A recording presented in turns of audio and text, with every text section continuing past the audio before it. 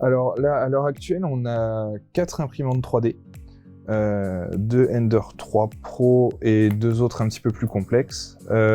C'est des imprimantes filaires, c'est-à-dire que la machine a une bobine de fil et ce fil est chauffé puis imprimé à la manière d'encre de stylo, mais en 3D. Et l'idée, c'est de constituer un objet par succession, par superposition de couches de fils qui vont ensuite constituer l'objet.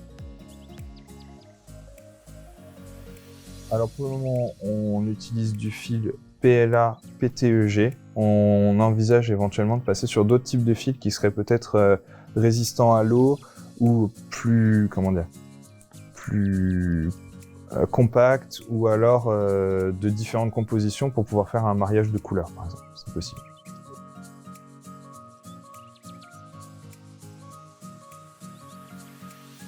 La différence, typiquement, ça va être la température pour le faire fondre.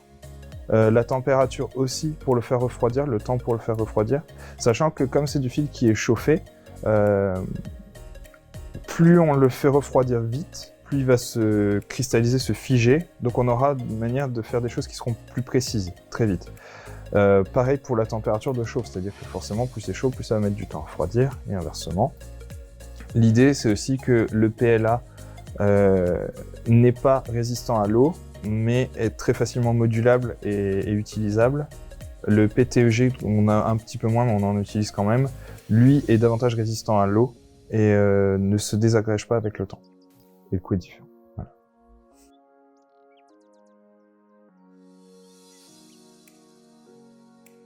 L'imprimante 3D fermée, c'est pour des questions d'une part de sécurité, pour être sûr que tout est aux normes. Non pas que les autres ne soient pas aux normes, mais la machine est bien plus imposante. Ensuite, elle permet de traiter 2 bobines de fil en même temps, donc ça fait une gestion en plus de la ventilation, parce que forcément ça chauffe dedans, donc il faut gérer ça aussi, de dissipation thermique. On a aussi toute une question sur si on utilise des fils, il existe certains types de fils, comme l'ABS par exemple, qui dégagent des vapeurs qui peuvent être toxiques. Donc l'idée, ça va être d'utiliser un environnement fermé aussi pour conserver cette toxicité avant de pouvoir l'évacuer.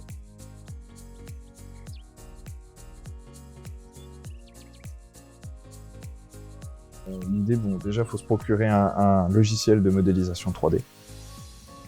Très souvent, les modeleurs 3D partent de formes très simples, de type cube, des cubes, des sphères. Il existe encore d'autres formes desquelles ils peuvent partir. Et l'idée, ça va être de pouvoir recréer un modèle à partir de ces formes-là. C'est-à-dire qu'on va déplacer chaque point du modèle, on va en recréer d'autres, on va en ajouter, on va faire s'étendre certaines faces, les redécouper, etc. Et à partir de ça, on va pouvoir constituer un modèle qui sera complet. Et le niveau de complexité va s'augmenter au fur et à mesure qu'on va recréer des points et qu'on va retravailler le modèle.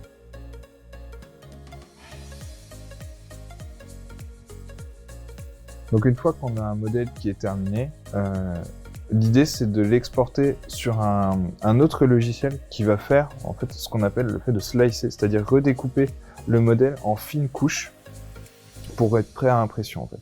Alors il y a plusieurs règles d'impression à respecter qui sont comment on remplit un modèle, parce qu'un modèle 3D en fait c'est comme un patron qu'on pourrait faire en papier qu'on a replié sur soi, mais du coup l'intérieur est vide. Sur l'impression 3D, il faut que le modèle soit un minimum solide, donc il est rempli. Donc tout ça, en fait, il y a des algorithmes qui permettent de remplir le modèle. Pour l'impression, ensuite, on envoie ce fichier qui est redécoupé, prêt pour impression, et on l'intègre directement dans la machine, dans l'imprimante 3D. Et après, c'est elle qui va s'occuper de faire le traitement pour savoir à quelle position placer son curseur pour commencer à imprimer le modèle. L'idée aussi, c'est qu'il faut faire attention, il y a certains modèles qui ont des règles d'impression. En l'occurrence, si on imaginait imprimer un avion, les ailes, par exemple, sont des endroits qui sont assez fragiles et assez longs. Donc il faut envisager éventuellement de mettre un support pour pouvoir tenir le modèle pendant son impression, pour pas que le fil se mette à couler et retombe sur la surface.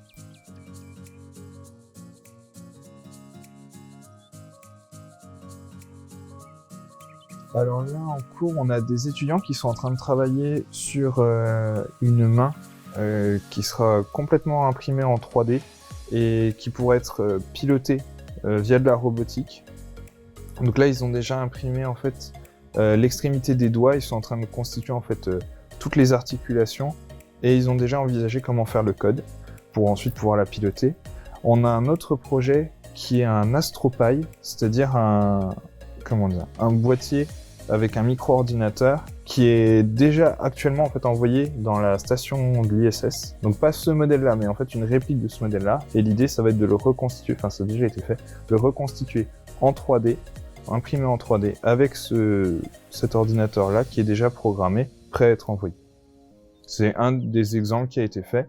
On a d'autres étudiants qui ont travaillé sur la promotion d'objets pour des entreprises, des objets publicitaires imprimés en 3D sur le thème de l'entreprise en faisant une recherche en fait d'inspiration sur l'image de l'entreprise.